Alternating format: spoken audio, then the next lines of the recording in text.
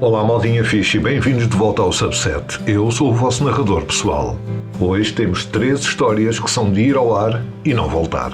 Na primeira vamos descobrir como é que uma panqueca esquecida no carro pode acabar por salvar uma vida da maneira mais bizarra de sempre. A seguir, um rapaz descobre aos 30 anos o segredo para uma super força que esteve escondido, literalmente, na sua barriga. E para fechar com chave de ouro o que acontece quando roubamos sem querer, o afeto do cão do nosso chefe ao ponto dele desejar mudar de casa.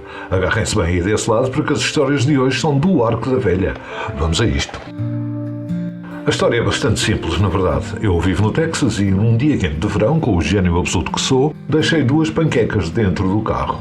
Devem ter ficado lá desde as 10 da manhã até por volta das 6 da tarde, enquanto eu andava a fazer recados e compras. Foi tempo suficiente para que cozinhassem lumbrando naquele calor sufocante. Ora, em vez de as deitar fora como uma pessoa normal, a minha cabeça de alho xoxo pensou que não haveria problema e comi uma das panquecas quando cheguei a casa, guardando a outra no frigorífico. Na manhã seguinte senti-me um pouco estranha, mas enfim, é o que é. Tirei a panqueca que sobrou do frigorífico, dei uma dentada e percebi que tinha um sabor um pouco esquisito.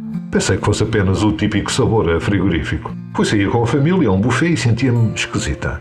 Um pouco confusa e sem grande fome. Bebi muito Sprite e comi alguns camarões, mas sentia-me como se tivesse sido atropelada por um caminhão.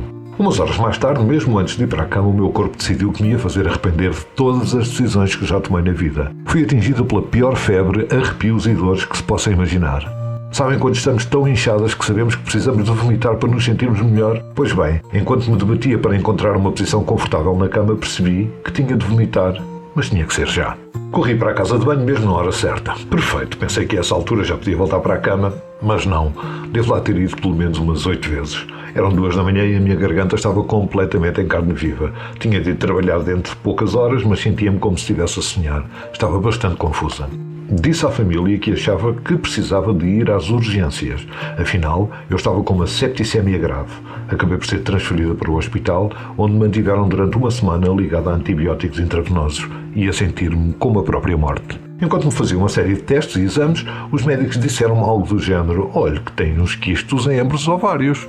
É melhor investigar isso. E a história não acaba aqui.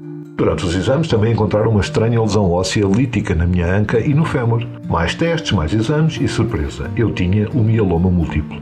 E aqueles quistos? Para encurtar a história, a cirurgia aconteceu a semana passada e perdi ambos os ovários. Acontece que os quistos não eram quistos, eram teratomas, também conhecidos como tumores bebê assustadores. Eram do tamanho de limões, os 2. Portanto, para resumir, a minha decisão incrivelmente estúpida de comer panquecas estragadas levou de alguma forma a que eu descobrisse que tinha 2 monstros nos ovários e cancro. Se eu não tivesse apanhado a septicemia e acabado no hospital, não teria descoberto nada disto até muito mais tarde, e as coisas poderiam ter sido bem piores. Por isso, da forma mais retorcida possível, aquelas panquecas estúpidas podem, na verdade, ter-me salvo a vida. É incrível como as decisões mais estúpidas podem ter os resultados mais inesperados. Às vezes o problema não é uma má decisão, mas sim a completa falta de uma.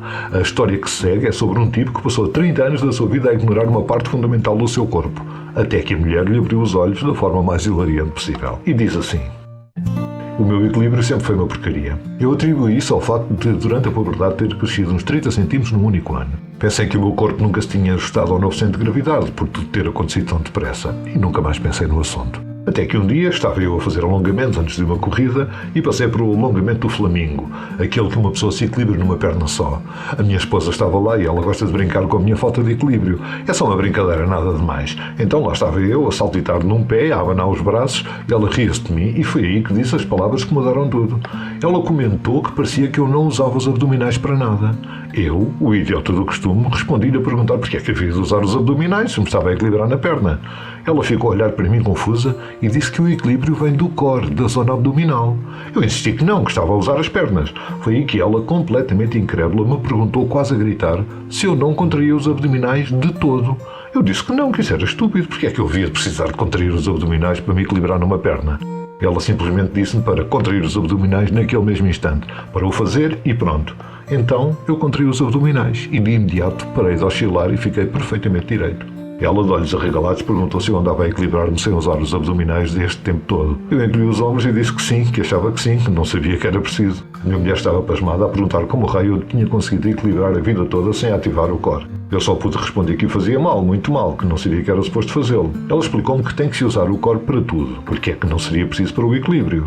Eu admiti que na verdade não usava os meus abdominais com muita frequência.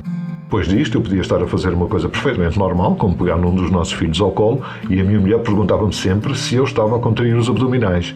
Então eu ativava o core e de repente o meu filho parecia mais leve e era mais fácil de o carregar. Outras vezes ela perguntava-me como é que eu fazia certas coisas, por exemplo, como é que eu entrava para o carro. A minha resposta era simples, eu dobrava as pernas e basicamente deixava-me cair para trás, para dentro do assento. Passados alguns dias disto, algo fez luz no meu cérebro. Eu adorava desporto em miúdo, praticava-o a toda hora, quase todos os dias, mas sempre fui mau. O meu equilíbrio era péssimo e eu era descoordenado. Era um nadador terrível e era fraco. Bem, foi preciso algum treino, mas eventualmente comecei a usar o core instintivamente para tudo. Comecei a usá-lo ao andar, ao levantar coisas e até mesmo quando estou simplesmente parado num sítio, agora ativo o core. Já passaram 2 anos e às vezes nem consigo acreditar na mudança que vi em mim. Tenho 33 e estou mais forte que alguma vez estive na vida. Consigo fazer com facilidade coisas com as quais antes me debatia. Melhorei o meu tempo na meia maratona em 30 minutos. Passei de 2 horas e 20 para 1 hora e 50. Este verão comecei a levantar peso para ficar ainda mais forte. Adoro a forma como me sinto agora. A minha confiança está mais alta e sou uma pessoa mais feliz. Não sei como é que nunca aprendi a usar os músculos do core para absolutamente nada. Às vezes pergunto-me quão forte eu poderia ter ficado na casa dos 20 se tivesse usado o meu corpo como era suposto. Mas não penso muito nisso. Estou apenas contente por ter conseguido mudar o meu corpo quando o fiz. Nunca teria imaginado que uma simples boca da minha esposa, em tom de brincadeira, iria mudar tanto a minha vida. Uma simples piada da mulher e a vida dele mudou para sempre. Às vezes são as pequenas interações que têm o maior impacto. Mas o que acontece quando essa interação não é com uma pessoa, mas sim com o cão do nosso chefe. E a coisa fica, digamos, um bocadinho fora de controle. É a história que vem a seguir. O meu chefe trouxe o cão dele para o escritório. Um Golden Retriever amoroso chamado Max.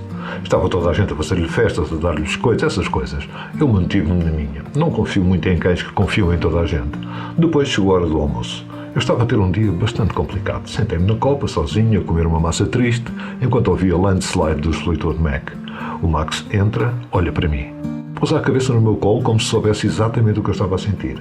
Começo a falar com ele, não com conversa de bebê, mas com uma conversa a sério, do género a vida é lixada, pá, não é? E o cão suspira. Durante 20 minutos ficámos ali sentados, num estado de exaustão emocional mútua. Acho que até chorei um bocadinho. Enfim, ele agora segue-me para todo lado no escritório. Rosna ao pessoal dos recursos humanos, tenta entrar no meu carro quando me vou embora. Hoje veio trazer-me a sua própria trela. O meu chefe está a ficar irritado. A mulher dele diz que o Max agora dorme ao pé da porta de casa e parece distante. Acho que sem querer me apropriei emocionalmente do cão da família.